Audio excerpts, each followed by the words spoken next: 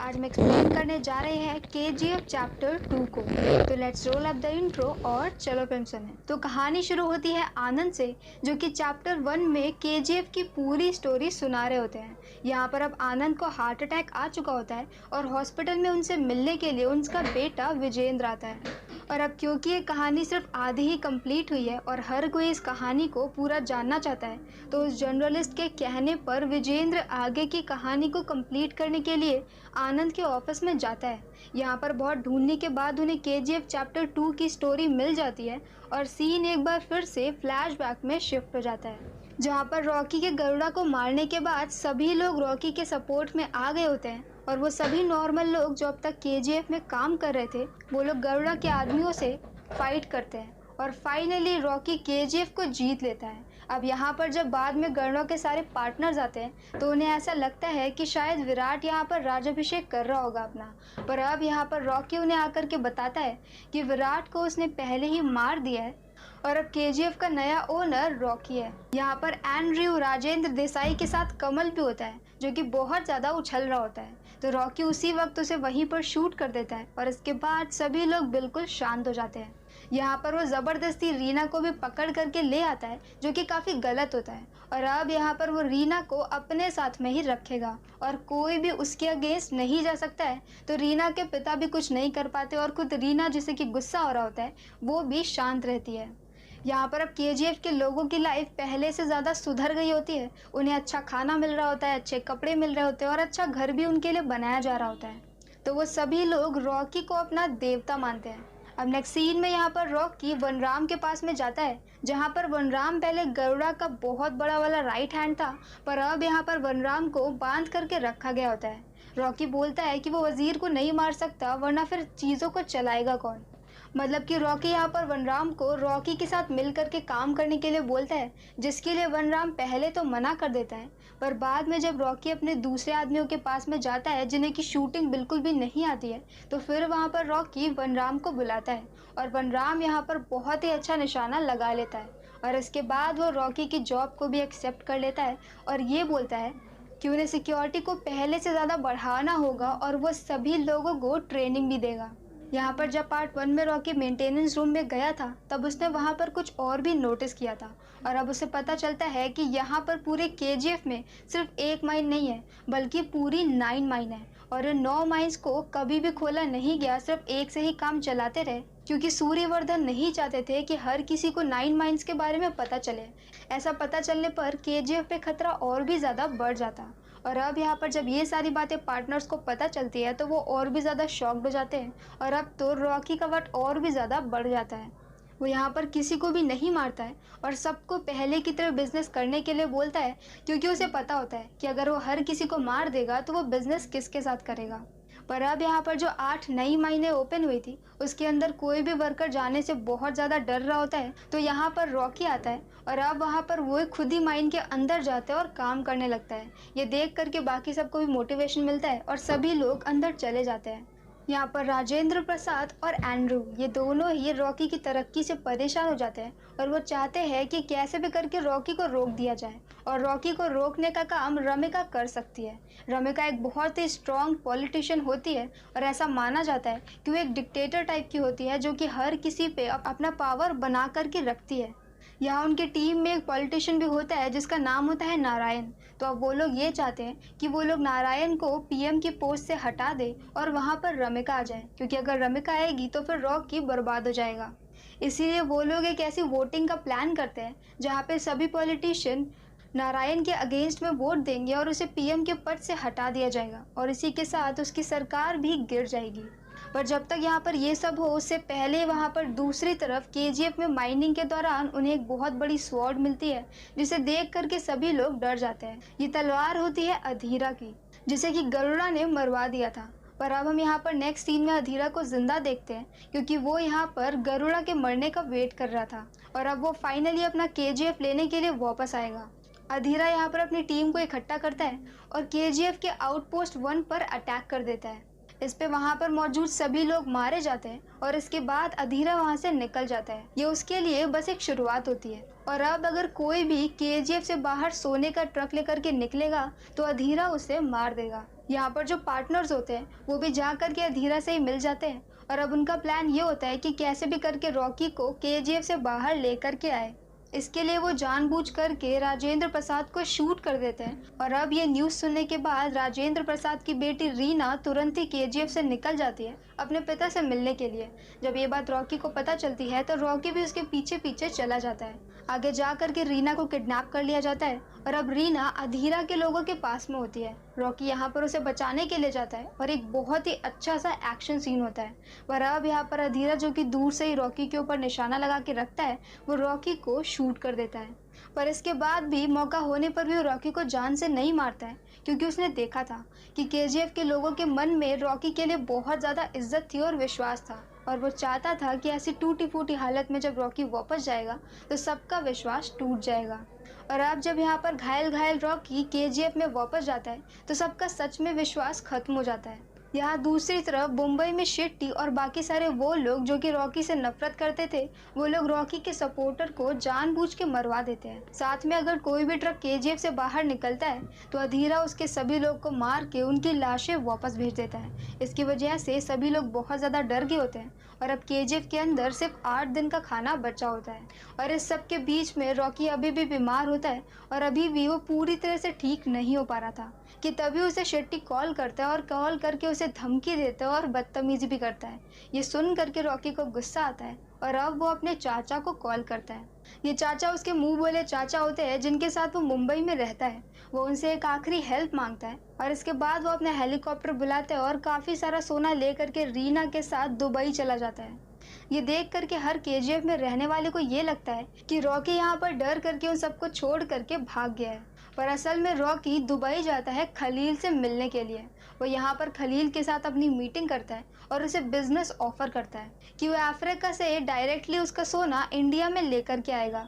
पहले तो खलील इसके लिए मना कर देता है क्योंकि रॉकी की अपनी हालत भी ख़राब होती है।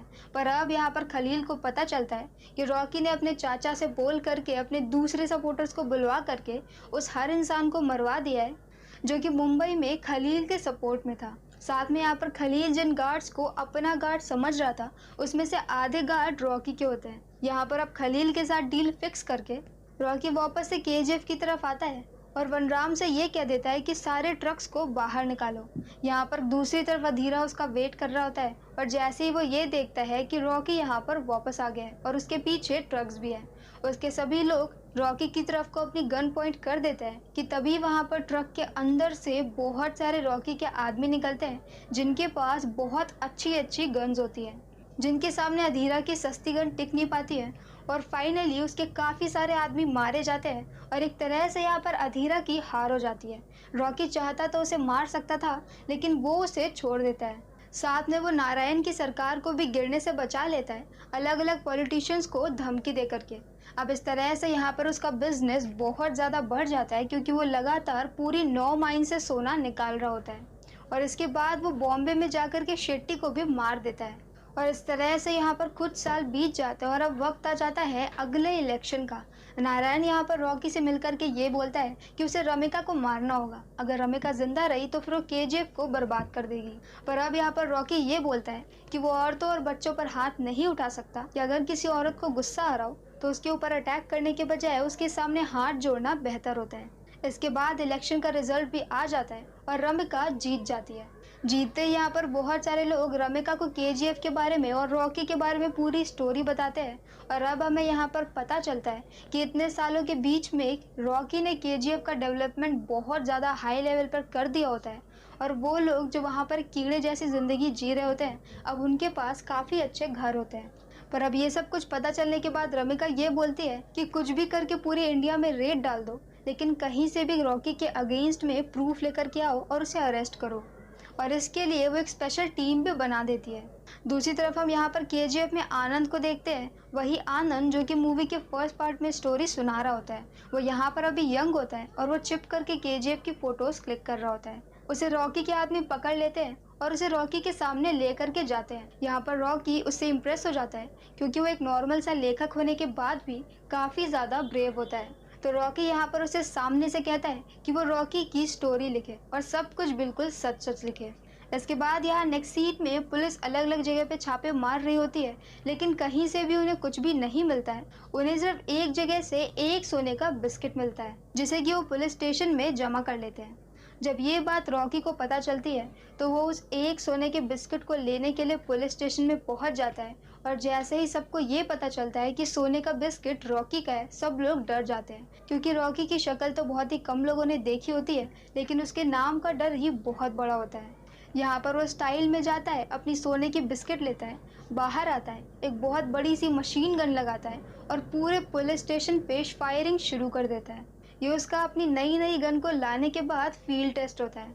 यहाँ पर फील्ड टेस्ट कंप्लीट करने के बाद नेक्स्ट सीन में हम ये देखते हैं कि रमिका को फाइनली कुछ प्रूफ मिल गया होता है और इसके दम पर वो रॉकी को अरेस्ट करना चाहती है कि तभी वहाँ पर फूलों का बुके लेकर के सामने से रॉकी उससे मिलने के लिए आता है और एक फाइल लेकर के आता है। उस फाइल में रॉकी के अगेंस्ट बहुत सारे प्रूफ होते हैं और वह सामने से बोलता है कि रमिका चाहे तो इस फाइल को रख करके उसके अगेंस्ट कोई सा भी केस बना सकती है। रमिका इस फाइल को लेने भी वाली होती है कि तभी वहाँ पर रमिका के दूसरे सपोर्टर्स आते हैं और ये बताते हैं कि असल में उनकी पार्टी के 200 पॉलिटिशियन को रॉकी ही फंडिंग करता है। तो मतलब कि अगर वो रॉकी के अगेंस्ट कहीं पर कोई भी खुलासा करते हैं तो सबको पता चल जाएगा कि खुद रमिका की पार्टी के लोग उसके साथ में हैं और उसकी पार्टी गिर जाएगी। अब रमिका यहाँ पर सिवाय धमकी देने के और कुछ भी नहीं कर पाती है और रॉकी वहाँ से निकल जाता है, पर इसके बाद वो जा करके सभी सोने की डिलीवरी को रोक देता है। और ये बात जब खलील को पता चलती है तो उसे काफ़ी ज़्यादा गुस्सा आता है क्योंकि रॉकी अपनी मनमानी कर रहा होता है। रॉकी के पार्टनर भी यहाँ पर रॉकी से परेशान होकर के अधीरा की हेल्प मांगते हैं और अब यहाँ पर खलील भी अधीरा के सपोर्ट में होता है। अधीरा जो कि जिंदा था, वो इतने सालों से केजीएफ में काम कर रहे अलग अलग एम्प्लॉयज़ को पकड़ करके वहाँ के बारे में इंफॉर्मेशन निकाल रहा होता है और अब इतने सालों बाद उसके पास केजीएफ का एक मैप होता है। वो बताता है कि अंदर जाने के 2 रास्ते हैं, पर दोनों ही रास्तों पर सिक्योरिटी इतनी ज़्यादा है कि जाना मुश्किल है, तो उसे किसी माइन के अंदर से होकर के जाना पड़ेगा और उस माइन के बारे में उसे किसी और से पता करना पड़ेगा। और ये पता करने का काम वो एंड्रयू को देता है क्योंकि अगर एंड्रयू ने ऐसा नहीं किया तो अधीरा उसे मार देगा। और अब यहाँ पर वो अपनी माँ की बॉडी को वहाँ से निकलवा लेता है जहाँ पर सालों पहले उन्हें दफन किया गया था, और अब वो उनकी एक अच्छी सी समाधि बनवाता है और वहाँ पर अपने नशेड़ी पिता को काम पर रख लेता है। उसके पिता जो कि जिंदा थे वो बहुत ज़्यादा नशेड़ी होते हैं और कभी भी अपनी वाइफ का और बच्चे का ख्याल नहीं रखा होता है, इसलिए अब उन्हें बची हुई पूरी उम्र उसकी माँ की समाधि की सफाई करनी होगी। अब ये सब कुछ देख करके फाइनली रीना भी उससे इम्प्रेस हो जाती है और उन दोनों की शादी हो जाती है। दूसरी तरफ अधीरा को कोई एक बहुत अच्छी इन्फॉर्मेशन दे देता है कि वो एग्जैक्टली कहाँ पर खुदाई करना शुरू करेगा, तो वो उन्हीं में से एक माइन में पहुँच जाएगा, माइन नंबर 3 में। ये खबर मिलते ही अधीरा वहाँ पर खुदाई शुरू कर देता है। और अब नेक्स्ट सीन में यहाँ पर रीना को पता चलता है कि वो प्रेग्नेंट है। वो जाकर के ये बात जल्दी से केजीएफ में खड़े हुए रॉकी को बताती है। अब इससे पहले कि यहाँ पर रॉकी खुश होता, पीछे से अधीरा के लोग अटैक कर देते हैं और उसमें वो रीना को शूट करके मार देते हैं। रीना की डेथ से यहाँ पर रॉकी को बहुत बड़ा झटका लगता है और अब गुस्से में उसके और अधीरा के बीच में एक फाइनल फाइट शुरू होती है जो कि बहुत लंबी और बहुत ही अमेजिंग होती है, जिसमें एंड में रॉकी अपना मेन हथियार हथौड़े को लेता है और उससे अधीरा की बहुत पिटाई करता है। इसके बाद वो अधीरा की गर्दन को तोड़ देता है और उसे जान से मार देता है। पर अब यहाँ पर रॉकी को पता चल गया था कि अधीरा को माइन के बारे में इंफॉर्मेशन बाहर से मिली है, तो वो तुरंत ही अपने लोगों को इकट्ठा करता है और सीधे पहुंच जाता है पार्लियामेंट में। पार्लियामेंट में उस वक्त वहाँ पर बहुत सारे नेता बैठे होते हैं और वहाँ पर रमिका स्पीच दे रही होती है। और रमिका का यहाँ पर ये प्लान होता है कि चाहे उसे खुद को भी इस्तीफा देना पड़े, लेकिन फिर भी वो रॉकी के अगेंस्ट वारंट निकाल के रहेगी।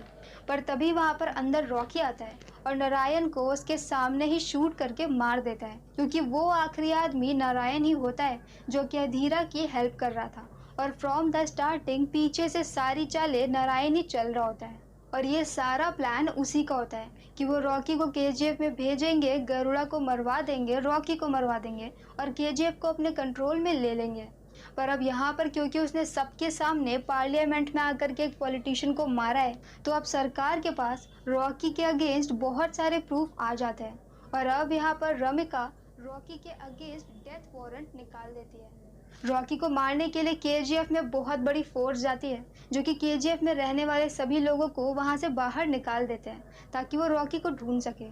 पर अब यहाँ पर उन्हें पता चलता है कि रॉकी अपने महल में नहीं होता है। और नेक्स्ट सीन में हम रॉकी को देखते हैं जो कि एक शिप पर होता है। उस शिप पर उसने अभी तक का सारा सोना रखा होता है और ये सोना बहुत ज़्यादा होता है। रमिका को भी ये बात पता चल जाती है क्योंकि खुद रॉकी की शिप से उसे ये बात बताई जाती है। मतलब कि रॉकी को पता चल गया था कि उसका अंत आने वाला है, इसीलिए वो खुद ही अपनी इन्फॉर्मेशन दे देता है और वो खुद भी मरना चाहता है।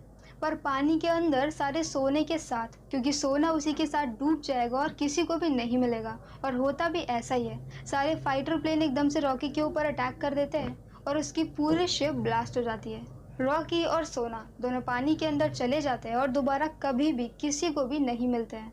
रमिका रॉकी के बारे में हर एविडेंस को मिटवा देती है और साथ में वो ऐसा पक्का करती है कि कहीं पर भी रॉकी का जिक्र भी ना हो और किसी को भी उसके बारे में पता ना चले। इसलिए सिर्फ आनंद ही ऐसा होता है जिसे कि रॉकी के बारे में पता होता है।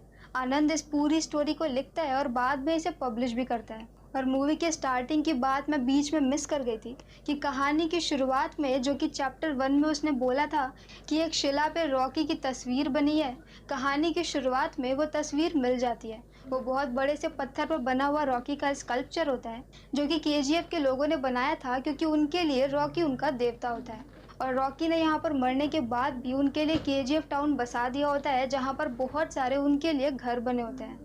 और इसी सैड एंडिंग के साथ ये कहानी यहीं पर ख़त्म हो जाती है।